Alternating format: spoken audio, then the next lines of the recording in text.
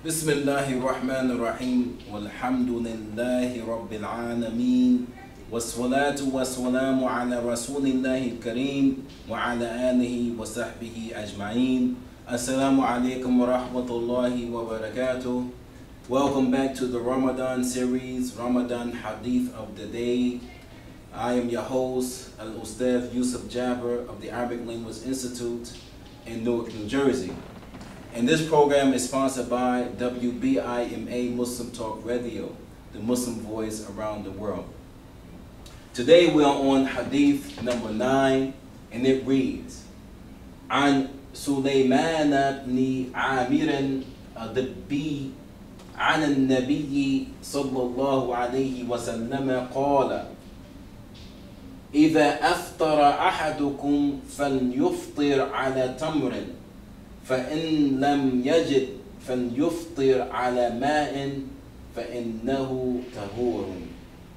Right, it is translated as on the authority of Sulaiman ibn Amir al-Dabbi, that on the authority of the Prophet sallallahu alaihi wasallam, he said, yani, when one of you yani breaks his or her fast, then let him or her break it yani with dates, right? And if he or she yani cannot find yani meaning yani the dates, then let him or her break it yani with water, right? Because it is yani pure,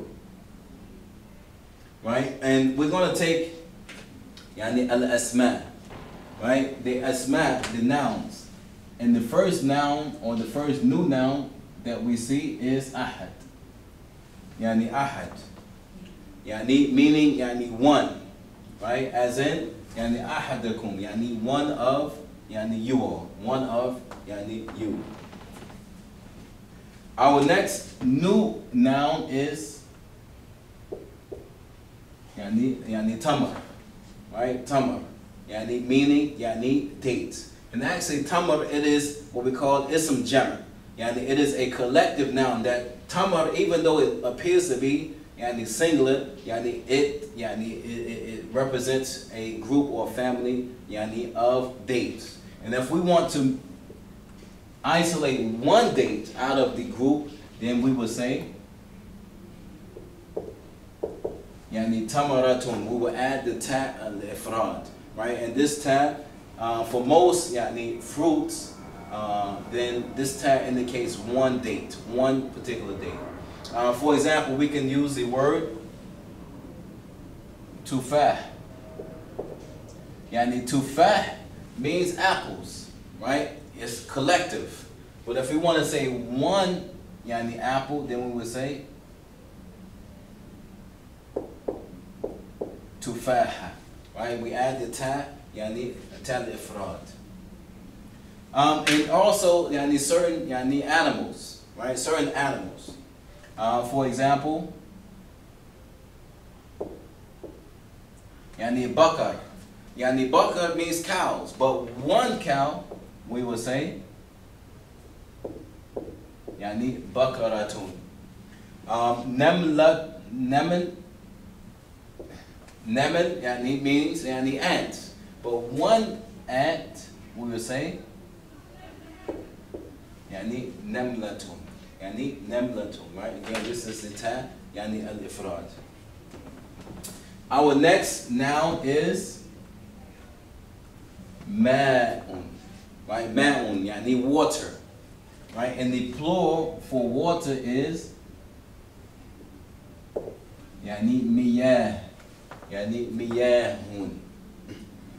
And our last noun is the word yani tahur, yani tahur, as in فَإِنَّهُ yani tahur, right? And tahur is actually yani a religious yani word, especially when we're referring to yani water. Tahur means that it is pure in its own essence, and at the same time yani it serves as a purifier, meaning that yani we can drink it, or we can yani or it serves as a purifier, meaning that we can bathe with it, right? Make ablution, wudu, or even make take the ghusl or wash our clothes and so forth with it, because it is tahur. It is pure within itself, and at the same time it serves as a purifier.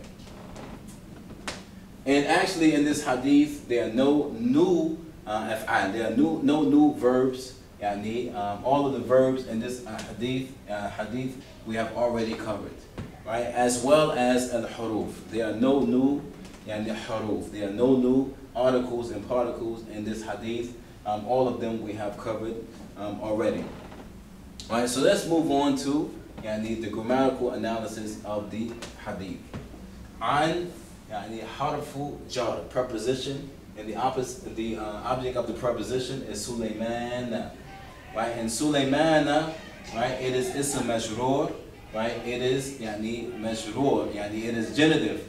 And we said that the basic sign for a genitive noun is kasra. However, Sulayman, it does not take kasra because it is mamnu' min as-sarf. It is indeclinable, meaning that it does not take tanween, nor does it take kasra. So however, Sulayman is mamnu' min as-sarf because it has an alif wa noon at the end. An alif wa noon at the end of the word. Ibni is what we call badal. It's a substitution of Sulayman, right? And it takes the same grammatical sign, which is majroor, genitive, and kasra.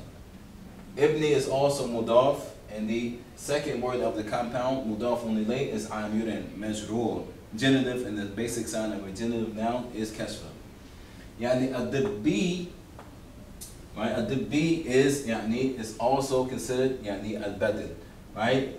It is just a replacement of who is this individual, right? And ad-dabbi is referring to a particular tribe, that he is associated with a particular tribe. For example, we can say al-Maghribi, right? We can say al-Maghribi, Sheikh Fulan ibn Fulan al-Maghribi, Sheikh so and so, al-Maghribi, meaning from Morocco, right? Or Sheikh al-Abani, Nasruddin al-Albani, meaning that he's from Albania. And again the preposition, right? And we see here that the an has the kasra, and we mentioned that that there's no two sukoons that can be adjacent to one another, so we fabricated the kasra so that we can continue in reading. An nabiyyi, right? An nabiyyi is the ismu majroor, the object of the preposition. It is majroor, genitive, and the sign is kasra. Qala, fi'l madi, past tense verb, right? And the implied fa'il, the implied doer is huwa, referring back to an-nabi. Idha is adat al-shart, right? It is a conditional particle, right? And we mentioned that after idha, right? After idha, there has to be a fi'l, right? And it's a fi'l madi, a past tense, aftara. Right? It is fi'l madi, past tense verb. Ahadu is the fa'il, right? It is the doer of the action, right? One, that breaks, his or her fast, right? It is marfu, nominative, and the basic sign of a nominative noun is dhamma, right? Ahadu is also mudaf. It is the first word of a compound, right? So therefore, kum has to be, the mudafun ilayhi, right? Because ahadukum, one of you, serving as mudaf wa mudafun ilayhi. Fa, is connected to, is a conjunction connected to the shart, the conditional statement. This lam here is what we call lam al-amr, right? Lam al-amr. We mentioned before that lam al-amr is actually li, right? Li plus fi'l mudari. Fi'l mudari. For example, I can say li yadhhab Ahmed. يعني لي يذهب يعني أحمد. يعني let يعني Ahmed go. يعني let Ahmed يعني go. Right? And we notice that the lam amr, even though it's li, it's part of the يعني adapted jazm. It makes all fi'l mudari present tense verbs يعني مجزوم. Right? And the basic sign of the mejzum is يعني sukun. Right? It is sukun. However, when we add a conjunction like wa or fa or even thumma, yani to lam amr, right? It changes from the kasra to yani an actual sukun. So we see in the hadith, fal yuftir, yani fal yani yuftir, and because of the fa, yani being a conjunction, yani we change the kasra yani to sukun. However, it is still considered lam al-amr, right? Then let him yani break his fast. So yuftir is the fi'l mudari, present tense verb, but it's mezzoom, right? It is a jusive yani verb, right? And the basic sign is sukun. Ala harfu jar, preposition, and the ism majrur, the object of the preposition, is tamarin, right? It is genitive, right? And the basic sign of a genitive noun, yani is kasra.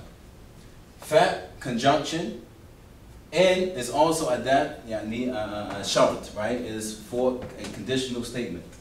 Lam, it is yani adat, yani adat jazm as well, right? Adat jazm, just like the li, right? It causes the fi'l mudari to become yani sukun. So we see yajidu, yani yajidu, right? And yajidu is actually from the verb yani wajada, wajada, yani to find, yani he found, right? And the mudari is yajidu, right? And the amr, the command is yani jid, yani jidhu, yani find it, right? And the masdar, the verbal noun, is al-wujud, yani al-wujud, right? So we see yajidu, yani, and it's mezzoom, right? It is genitive because of the lam, right? And the basic sign for a genitive verb, yani, is sukun. For a jusive verb is sukun.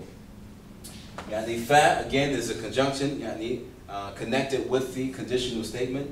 Lam al-amr, right? And yani, and this lam al-amr is also yani adatul jazm, yani a jusive article affecting the fi'l mudari that comes after it, right? The present tense verb, yani making it yani sukun, making it jazm.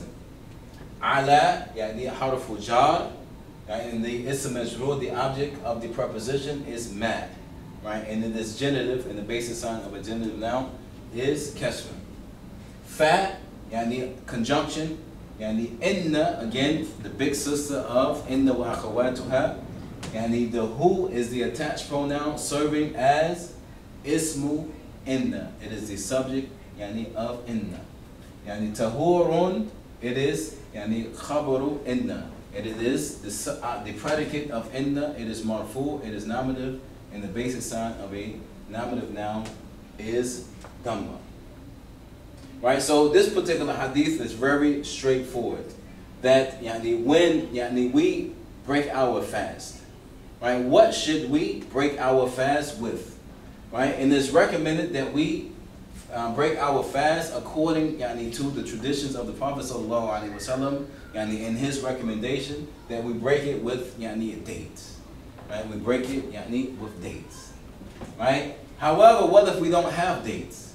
Yani, for some reason, maybe we cannot afford them, maybe they're not available at this particular time, then yani, we should break it yani, with water.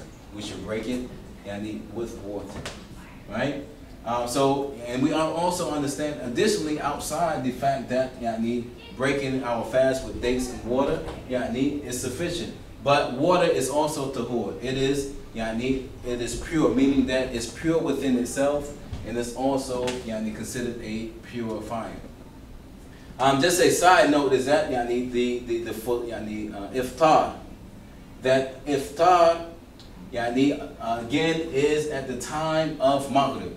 When the adhan is sounded for Maghrib, or when we have confirmed that the sun has set, right, now it's time for iftar, right, and we break our fast with dates, or water, right, and then we pray Salatul Maghrib, we make the prayer right afterwards, right, and what we actually are accustomed to in America, at the local masajids, is that we eat after Salatul Maghrib.